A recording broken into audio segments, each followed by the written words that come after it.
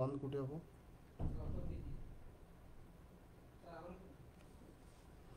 आपण समस्त को नमस्कार। आज आम आलोचना करवा जे भाषा भित्तिक सांबादिकतार आवश्यकता बा गुरुत्व विषय आमे समस्ते आम भाषा को लेकिन आमे गर्वित, कारण भाषा माध्यम रे आमे निजर भाव को आमे प्रकाश करूँ आ निज भाषा रे जो भाव प्रकाश करा जाए आम के सेटा फॉरेन लैंग्वेज से भाव में से इमोशन देकी आम के प्रकाश करिपरिबा नहीं, कारण आम भाषा सहित आम जन्मरू आम होचे अटैच होके अच्छे। आम भाषा माध्यम रे आम आमर भाव को जी प्रकाश करूँ से भाव भितर थिबा जो कंटेंट बा से भाव भितर थिबा जो स्पिरिट जो इमोशन आउ जहाँ कहबा को आम जहाँ चाहूँ से भाषा माध्यम रे जो भाव को आम प्रकाश करूँ सेटा आम बॉडी लैंग्वेज मध्य शारीरिक भाषा से प्रकाशित हुए। तेणु भाव केवल भाषा मध्य निज मातृभाषा आम जमी भाव प्रकाश करूँ सेटा अन्य भाषा आम केवे भी करिपरिबा नहीं।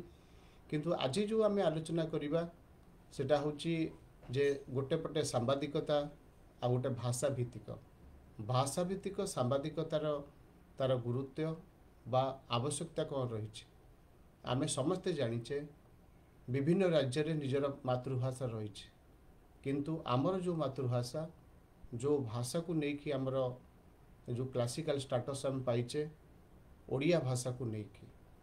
तेणु आम जदि देखिबा जे प्रत्येक दिन विभिन्न खबर कागज जो रही आम भाषा रे ओडिया भाषा रे से कोण अनुकरण रु तथा गोटे विलेज रो एंड रे भी जहाँ घटना घटुची एवं राज्य स्तर रे जो घटना घटुची टिकी निकी सबू खबर को यही ओडिया भाषा रे आम ओडिया खबर कागज रे तथा चाहे से पाक्षिक हो चाहे मासिक हो बा दैनिक खबर कागज हो बा मैगजीन भी हो आम ओडिया भाषा रे जो सांबादिकता जो संवादपत्र आम जो बाहर करुचे आम प्रकाशित करुचे ताकू बहुत लोकलोचन को सेटा आसवा सहित प्रत्येक लोकर से जोटा को इंग्रेजी कहूँ एक्सेस बा प्रत्येक लोक सेटा पढ़िबार सुजोग मध्य पाउछन्ते एवं से भाषा माध्यम रे जो सांबादिकता आम करुचे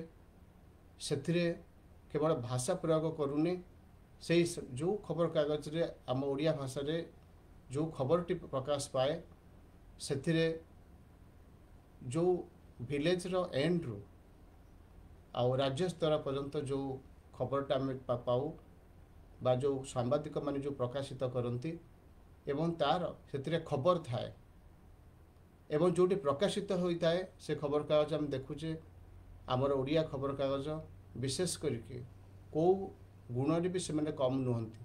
आज मॉडर्न टेक्नोलोजी माध्यम रे जमती आम देखुचे आंतर्जातिक खबर कागज बाहर जातीय खबर कागज टेक्नोलोजी को लेकिन आश्रय नहीं कि जो बाहर ओडिया खबर कागज मत आम कौ क्षेत्र भी आम कम नुहंती।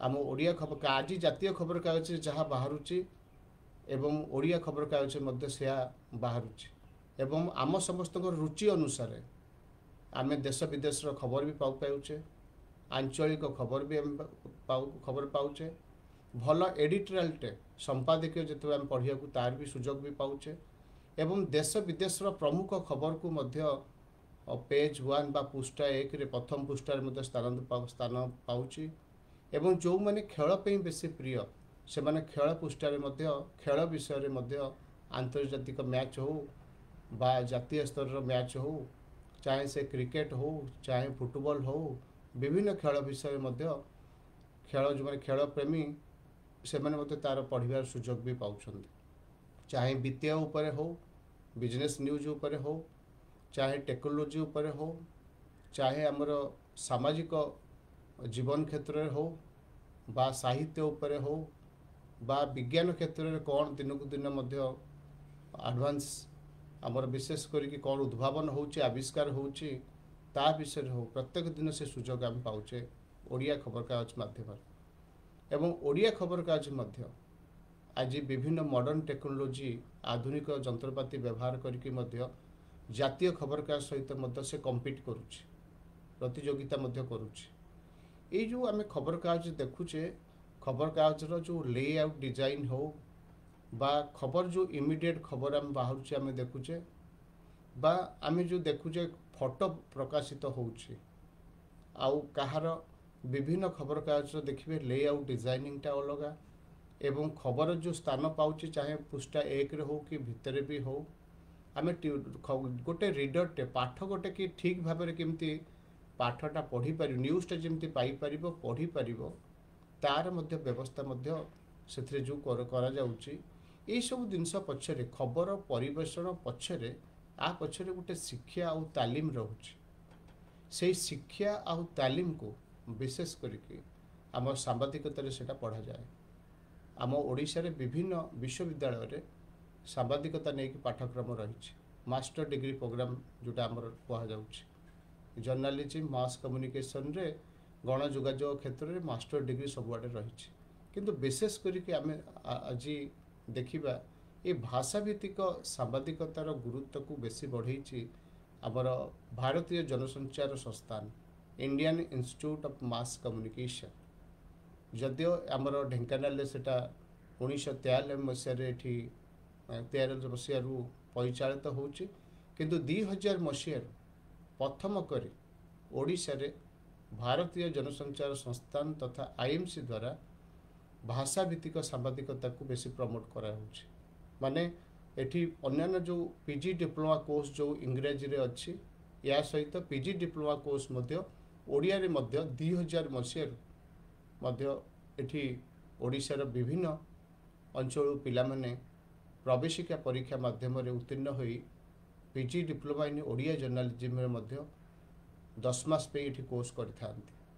ଏବଂ ଏହି ଓଡ଼ିଆ ସାମ୍ବାଦିକତା ଉପରେ ଯେଉଁ ଡିପ୍ଲୋମା ଦିଆଯାଉଛି ଭାରତ ସରକାରଙ୍କ ତରଫରୁ ବା ଆମର ଯେଉଁଟା ମିନିଷ୍ଟ୍ରି ଅଫ୍ ଇନଫର୍ମେସନ୍ ବ୍ରଡକାଷ୍ଟିଂ, ସୂଚନା ପ୍ରସାରଣ ମନ୍ତ୍ରଣାଳୟ ତରଫରୁ ଏଠି ଯେଉଁ ଭାରତୀୟ ଜନସଂଚାର ସଂସ୍ଥାନରେ ଖୋଲାଯାଇଛି।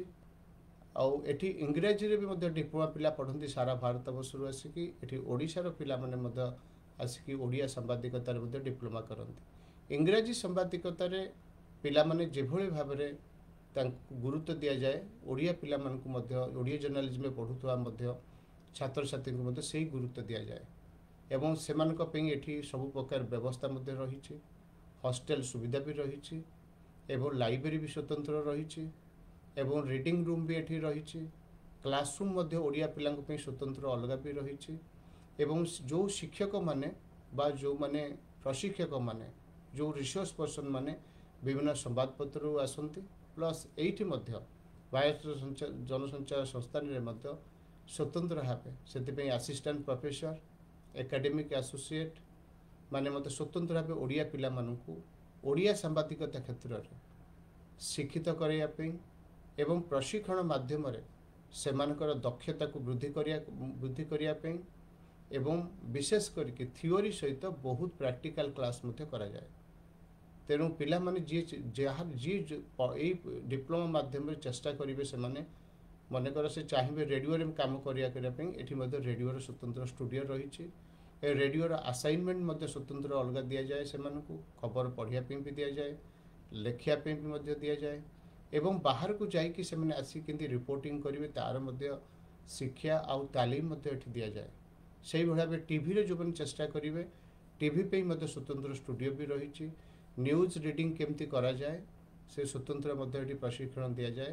ପ୍ରାକ୍ଟିକାଲ କ୍ଲାସ୍ ବି ମଧ୍ୟ ବହୁତ କରାଯାଏ, ଏବଂ ଟିଭିରେ କାମ କରିଥିବା ବରିଷ୍ଠ ସାମ୍ବାଦିକମାନେ ମଧ୍ୟ ଆସିକି ଏଠି ସେମାନଙ୍କୁ ବିଭିନ୍ନ ପ୍ରାକ୍ଟିକାଲ କରେଇଥାନ୍ତି, ଥିଓରି ବିଷୟରେ ଆଲୋଚନା ବି କରେଇଥାନ୍ତି, ବିଭିନ୍ନ ବିଷୟବସ୍ତୁ ଉପରେ ମଧ୍ୟ ସେମାନେ କିଭଳି ଭାବରେ ସେମାନେ ଏଠୁ ପାଠ ପଢ଼ି ସାରିଲା ପରେ ଇଣ୍ଡଷ୍ଟ୍ରି ପାଇଁ, ମିଡ଼ିଆ ଇଣ୍ଡଷ୍ଟ୍ରି ପାଇଁ ସେ କେମିତି ରେଡ଼ି ହେବେ ତାର ସବୁ ପ୍ରକାର ସଚେତନତା ବି କରାଯାଏ, ଶିକ୍ଷା ବି ଦିଆଯାଏ, ତାଲିମ ବି ଦିଆଯାଏ।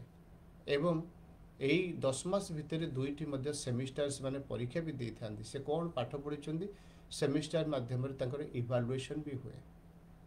ସେଇ ଯେଉଁ ସେଥିରେ ମଧ୍ୟ ପ୍ରାକ୍ଟିକାଲ ବି ଥାଏ ଏବଂ ଥିଓରି ବି ଥାଏ। ପ୍ରାକ୍ଟିକାଲ ଆସାଇନମେଣ୍ଟ ମାଧ୍ୟମରେ ମାର୍କ ଦିଆଯାଏ ଏବଂ ଥିଓରି ମାଧ୍ୟମ ସେମିଷ୍ଟାରରେ ମଧ୍ୟ ସେମାନେ ଲେଖିବାର ସୁଯୋଗ ପାଆନ୍ତି। ସେ 2ଟା ସେମିଷ୍ଟାର ବେଳରେ ସେମାନଙ୍କୁ ମାର୍କ ବି ଦିଆଯାଏ। ଏଠୁ ଯେଉଁମାନେ ପିଲା ପାଠ ପଢ଼ି ସାରନ୍ତି ଆଜି ପର୍ଯ୍ୟନ୍ତ ସେମାନେ ଯେଉଁମାନେ ସାରିଛନ୍ତି ପିଜି ଡିପ୍ଲୋମା ଇନ୍ ଓଡ଼ିଆ ଜର୍ଣ୍ଣାଲିଜିମ୍ରେ ଆଜି ପର୍ଯ୍ୟନ୍ତ ବିଭିନ୍ନ ରେଡ଼ିଓରେ ବି ସେମାନେ କାମ କରୁଛନ୍ତି, ଟିଭିରେ ବି କାମ କରୁଛନ୍ତି, ସେମାନେ ସାମ୍ବାଦିକ ହିସାବରେ କାମ କରୁଛନ୍ତି ଏବଂ କମ୍ୟୁନିଟି ରେଡ଼ିଓରେ ମଧ୍ୟ ସେମାନେ ସାମ୍ବାଦିକ ହୋଇକି ବି କାମ କରୁଛନ୍ତି ଏବଂ ଆମର ବୈଦ୍ୟୁତିକ ଗଣମାଧ୍ୟମ ଟିଭି ଚ୍ୟାନେଲ୍ ହେଉ ବା ପ୍ରିଣ୍ଟ ମିଡ଼ିଆ ଖବରକାଗଜରେ ମଧ୍ୟ ହେଉ, ମ୍ୟାଗାଜିନ୍ରେ ବି ହେଉ, ଚାहे ସେ ମନ୍ଥଲି ପେପର ହେଉ କି ଦୈନିକ ଖବରକାଗଜ, ଏହି ସବୁ କ୍ଷେତ୍ରରେ ସେମାନେ ବର୍ତ୍ତମାନ ସାମ୍ବାଦିକ ହୋଇ ବର୍ତ୍ତମାନ ଏଇ 2020 ମସିହାରୁ 2025 ଭିତରେ ସେମାନେ ଓଡ଼ିଶା ବାହାରେ ମଧ୍ୟ ବିଭିନ୍ନ ପ୍ରକାର ଆସାଇନମେଣ୍ଟ ଭିତରେ ବରିଷ୍ଠ ରିପୋର୍ଟର ହିସାବରେ କାମ କରୁଛନ୍ତି ଏବଂ ଜଣେ ଯଦି ଚାହିଁବ ନାହିଁ ମୋତେ ସାମ୍ବାଦିକ ମୁଁ ହେବିନି, ମୁଁ ଚାହିଁବି ଯେ ସରକାରୀ କ୍ଷେତ୍ରରେ ମୁଁ କାମ କରିବି, ତାହେଲେ ସେମାନେ ମଧ୍ୟ OIS ଓଡ଼ିଶା ଇନଫର୍ମେସନ୍ ସର୍ଭିସ୍ ଆମର ଯେଉଁ ଅଛି ରାଜ୍ୟରେ ଓଡ଼ିଶା ପବ୍ଲିକ୍ ସର୍ଭିସ୍ କମିଶନ, ସେ OIS ଏକ୍ଜାମ୍ କଣ୍ଡକ୍ଟ କରୁଛନ୍ତି। ସେ OISକୁ ମଧ୍ୟ ଯଦି ସେ ଗେଟ୍ ଥ୍ରୁ କଲେ, ଉତ୍ତୀର୍ଣ୍ଣ ହେଲେ ପରୀକ୍ଷାରେ, ତାହେଲେ ମଧ୍ୟ ସେ ଚାହିଁବେ SDPRO ହେଇପାରିବେ ସବ୍ ଡିଭିଜନ୍ ଲେବୁଲରେ ଏବଂ ତାପରେ ପରେ ସେ DPRO ମଧ୍ୟ district information public relation officer ମଧ୍ୟ ହେଇପାରୁଛନ୍ତି। ବିଭିନ୍ନ ଜାଗାରେ ମଧ୍ୟ ପୋଷ୍ଟିଂ ହେଇ କାମ ବି କରୁଛନ୍ତି, ସିନିୟର ପୋଜିସନରେ ମଧ୍ୟ କାମ କରୁଛନ୍ତି।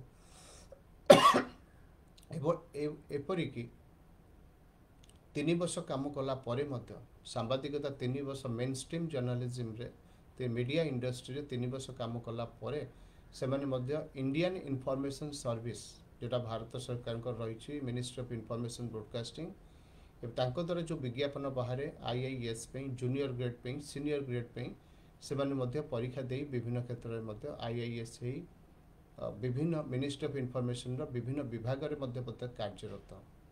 ତେଣୁ ଏ ପାଠପଢ଼ାଟା କେବଳ ଜଣେ ସାମ୍ବାଦିକ ବି ହେଇପାରିବ, ଚାहे ସରକାରୀ ଜବ୍କୁ ମଧ୍ୟ ସେମାନେ ଯାଇପାରିବେ ଏବଂ ବିଶେଷ କରିକି ଏହାର ଏମ୍ପ୍ଲୟମେଣ୍ଟ ଅପରଚ୍ୟୁନିଟି ବା ଚାକିରି କରିବାର ସୁଯୋଗ ମଧ୍ୟ ସବୁ ଜାଗାରେ ରହିଛି। ପରିବର୍ତ୍ତିତ ପରିସ୍ଥିତିରେ ବର୍ତ୍ତମାନ ଦେଖାଯାଉଛି ଡିଜିଟାଲ ମିଡ଼ିଆରେ ମଧ୍ୟ ଗୁରୁତ୍ୱ ବହୁତ ବଢ଼ିଛି ଏବଂ ଡିଜିଟାଲ ମିଡ଼ିଆରେ ମଧ୍ୟ ସେମାନେ ବିଭିନ୍ନ ପେପରରେ ଯେଉଁ ଡିଜିଟାଲ ମିଡ଼ିଆ ରହିଛି, ଡିଜିଟାଲ ମିଡ଼ିଆରେ ମଧ୍ୟ ସାମ୍ବାଦିକ ହିସାବରେ ସେମାନେ କାମ କରୁଛନ୍ତି ଏବଂ ଏହା ସୁଯୋଗ ବି ରହିଛି। ସେମାନେ ନିଜ ସ୍କିଲ୍ ବଳରେ ନିଜର ସ୍ପେଶାଲାଇଜେସନ୍ ମାଧ୍ୟମରେ ମଧ୍ୟ ସେମାନେ ଯାଇକି ଚାକିରି ବି ସୁଯୋଗ ବି ପାଇପାରିବେ ଏବଂ ଜଣେ ଚାହୁଁଛି ଯେ ନାଇଁ ମୁଁ ସରକାରୀ ଚାକିରି କରିବି ନାହିଁ କି ମିଡ଼ିଆ ଇଣ୍ଡଷ୍ଟ୍ରିରେ ବି କାମ କରିବେନି, ତାହେଲେ ୟାକୁ କରିକି ମଧ୍ୟ ଆପଣ ମାଷ୍ଟର ଡିଗ୍ରୀ କରିକି ଚାହିଁଲେ ବି ଶିକ୍ଷା କ୍ଷେତ୍ରରେ ମଧ୍ୟ ଆପଣ PhD କରିକି ମଧ୍ୟ ଟିଚିଂ ଲାଇନ୍ରେ ବି ଯାଇପାରିବେ ସବୁ। ଏବଂ ଯଦି ବି ଚାହୁଁଛନ୍ତି ନାଇଁ ମୁଁ ଏଇ 3ଟା ଯାକ କେଉଁ ଗୋଟେ ଜାଗାରେ ଯିବେନି, ତାହେଲେ ଆପଣଙ୍କ ଇଚ୍ଛା ଅନୁସାରେ ଆପଣ ୟୁଟ୍ୟୁବ୍ ଚ୍ୟାନେଲ୍ ବି କରିପାରିବେ, ନିଜେ ମିଡ଼ିଆ ଏଣ୍ଟରପ୍ରେନରସିପ୍ ମଧ୍ୟ ଆପଣମାନେ କରିପାରିବେ। ତେଣୁ ଏହାର ସବୁ କ୍ଷେତ୍ରରେ ସବୁ ପ୍ରକାର ସୁଯୋଗ ରହିଛି। ନିଜକୁ ସେଲ୍ଫ ରିଲାଏଣ୍ଟ କରିପାରିବେ, ଗଭର୍ଣ୍ଣମେଣ୍ଟ ଏମ୍ପ୍ଲୟି ହିସାବରେ ବି ନିଜକୁ ପ୍ରଫେସନାଲ ହିସାବରେ ନିଜ ସର୍ଭିସ୍ ଡେଲିଭରି କରିପାରିବେ, ଜର୍ଣ୍ଣାଲିଷ୍ଟ ହେଇକି ମଧ୍ୟ ଇନଫର୍ମେସନ୍ ଆପଣ ସୂଚନା ବି ଆପଣ ଡିସେମିନେଟ୍ କରିପାରିବେ। ତେଣୁ ଏଇସବୁ ସୁବିଧା ଗୁଡ଼ା ସବୁ ଏଇ ପାଠପଢ଼ା ପଢ଼ିଲେ ଏଇଭଳିଆ ସୁଯୋଗ ରହିଛି। ଆଉ IMC ବିଶେଷ କରିକି ଏଇ ଭାଷାଭିତ୍ତିକ ସାମ୍ବାଦିକତାକୁ ବେଶୀ ଗୁରୁତ୍ୱ ଦେଉଛି ଏବଂ ପ୍ରମୋଟ ମଧ୍ୟ କରୁଛି ଏବଂ ଏଇଗୁଡ଼ାକ ପଢ଼ିବା ପାଇଁ ମଧ୍ୟ ବିଶେଷ ଆମ ଢେଙ୍କାନାଳରେ ତାର ସବୁ ପ୍ରକାର ଯେଉଁ ସୁବିଧା ଅଛି ବୋଲି ଆପଣମାନଙ୍କୁ ମୁଁ ଜଣେଇଲି, ଏଇ ସୁବିଧା ଭିତରେ ମଧ୍ୟ ଆପଣ ନିଜ କ୍ୟାରିୟର ତିଆରି କରିପାରିବେ ଏବଂ ବିଶେଷ କରିକି କ୍ଲାସ୍ ଆୱାର ବାହାରେ ମଧ୍ୟ ଯଦି ଆପଣମାନଙ୍କ ପାଖରେ କିଛି ଯଦି ସନ୍ଦେହ ବି ରହୁଛି ତାହା ମଧ୍ୟ ଶିକ୍ଷକମାନେ ରେଡ଼ି ସେ ସନ୍ଦେହକୁ ଦୂର କରିବା ପାଇଁ। ଏବଂ ଏଥିପାଇଁ ଆମର ଏପ୍ରିଲ 30 ତାରିଖ ରହିଛି ଡେଡଲାଇନ୍। ଯେଉଁ ଛାତ୍ରଛାତ୍ରୀମାନେ ଚାହୁଁଛନ୍ତି PG diploma in Odia journalism କରିବା ପାଇଁ ସେମାନେ ଅନଲାଇନ୍ରେ ବି କରିପାରିବେ, ଅଫଲାଇନ୍ରେ ମଧ୍ୟ ଆବେଦନ ବି କରିପାରିବେ। ସେଥିପାଇଁ ସବୁ ପ୍ରକାର ଲିଙ୍କ ବି ରହିଛି ଏବଂ ଏହାର ଫର୍ମ ମଧ୍ୟ ଭାରତୀୟ ଜନସଂଚାର ସଂସ୍ଥାନ ଢେଙ୍କାନାଳରେ ବି ମିଳୁଛି, ଭୁବନେଶ୍ୱର PIB ଅଫିସରେ ବି ରହିଛି। ତେଣୁ ଆପଣ ଯେଉଁଠି ଚାହିଁବେ ଅନଲାଇନ୍ରେ ମଧ୍ୟ ଚାହିଁଲେ ଆପଣ ଲିଙ୍କ କରିପାରିବେ ଏବଂ ଏଥିପାଇଁ ବୟସ ସୀମା ବି ରହିଛି 25 ବର୍ଷ ଜେନେରାଲ କ୍ୟାଣ୍ଡିଡେଟ୍ ପାଇଁ। ଆମର SC ST ଛାତ୍ରଛାତ୍ରୀମାନଙ୍କ ପାଇଁ ରହିଛି 30 ବର୍ଷ, OBC ଛାତ୍ରଛାତ୍ରୀମାନଙ୍କ ପାଇଁ ରହିଛି 28 ବର୍ଷ ଏବଂ ଇକୋନୋମିକାଲି ଆମର ୱିକର ସେକ୍ସନ ମାନଙ୍କ ପାଇଁ ମଧ୍ୟ ବ୍ୟବସ୍ଥା ଅଛି, କମ୍ ପଇସାରେ ଫର୍ମ ଆପଣ ନେଇପାରିବେ। से जनरल मान 500 हेले से 350 रही। तेणु भारत सरकार नियम अनुसार जहाँ आमर SC ST छात्र छात्री सुविधा ये सुविधा भी दि जाऊँगी। अब वन्स ये पढ़ी सारापर फ्री सिप रही जो स्कॉलरशिप कहुँ मेरिट कम पॉवर्टी फ्री सिप सुविधा ये रही। एवं जहाँ भारत सरकार सुविधा रही SC ST रिजर्व कैटेगरी मानी एटी संरक्षण व्यवस्था रही। तेणु यही सब प्रकार जो सुविधा जन भावनी के इंग्लीश सांबादिक जो इंग्रेजी सांबादिकता कर स्कोप अधिका अच्छी ओडिया मानी ना। यही वर्षर आमर रही कैंपस रिक्रुटमेंट भी विभिन्न संस्था भी आसती। एथरक 4 जन जोग विवेचित भी होती कैंपस रिक्रुटमेंट रे एवं चाकरी करने इंटर्नशिप पर से भी चाकरी जोगदे सारे। तेणु एठी ओडिया सांबादिकतार आमर बहुत प्रकार कहीं ना एठी आपनको जति ज्ञान आहरण करुँच ज्ञान आहरण को जी गुरुत्व दि जाऊँगी एवं दक्षता विकास बहुत गुरुत्व दि जाऊँगी एवं एप्टीट्यूड भी केमती आपनकर डेवलप हो पार मीडिया इंडस्ट्री कौन रिक्वायरमेंट बा आपन चाहूँगी शिक्षा क्षेत्र में जावाई सबू क्षेत्र जो दक्षतार आवश्यकता रही ए दक्षता एथिरे प्रोफेशनल माने भी दौरान प्रोफेसर माने भी शिक्षा दौरान। तो आपन जो दिगे जावाई चाहिए सबू प्रकार शिक्षा आ दक्षता विकास ये ओडिया सांबादिकतार सबू प्रकार जहाँ आवश्यकता रोचे तार तालीम दि जाऊँगी शिक्षादान भी करा जाउछि। टेक्नोलोजी उपरे आपनकर कमांड आसिया ताकू ट्रेनिंग दि जाउछि।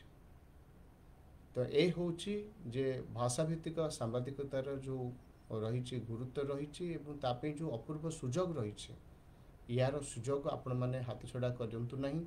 एवं एप्रिल 30 तारीख आमर हूँ लास्ट डेट फॉर्म पकड़ापी PG diploma in Odia journalism रे भारतीय जनसंचार संस्थान रे।